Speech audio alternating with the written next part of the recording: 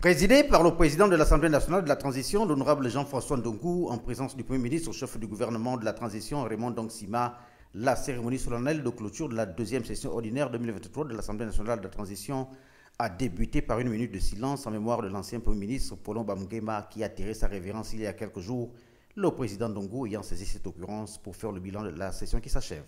Sur le plan législatif, nous avons reçu du gouvernement 9 textes de loi. Et nous avons examiné et adopté 7 textes.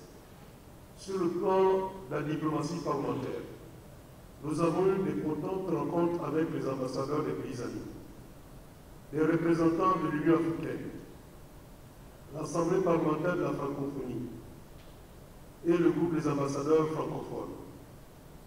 Tous ces précieux partenaires nous ont retiré leur soutien durant ce processus de transition qui, à notre sens, est sur le bon chemin.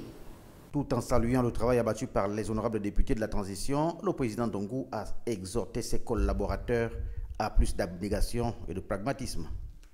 Je tiens à vous encourager dans l'effort, plus encore que par le passé. Nous suivons tous l'actualité du gouvernement.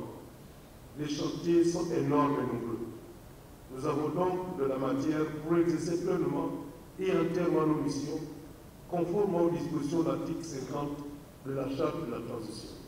Le patron de la représentation nationale a enfin salué la parfaite collaboration qui a prévalu tout au long de cette session entre son institution et le gouvernement avant de souhaiter que des efforts soutenus soient consentis pour répondre urgemment aux besoins légitimes des populations conformément à la feuille de route de la transition. Les Gabonaises et les Gabonais ont confiance au président de la transition et à son gouvernement. Aussi voudrions-nous vous inviter à être à la hauteur de leurs attentes, en accélérant davantage vos réformes dont les résultats sont déjà perspectives et palpables. Fini donc cette session, rendez-vous a été pris pour le 1er mars pour l'ouverture de la première session ordinaire de 2024.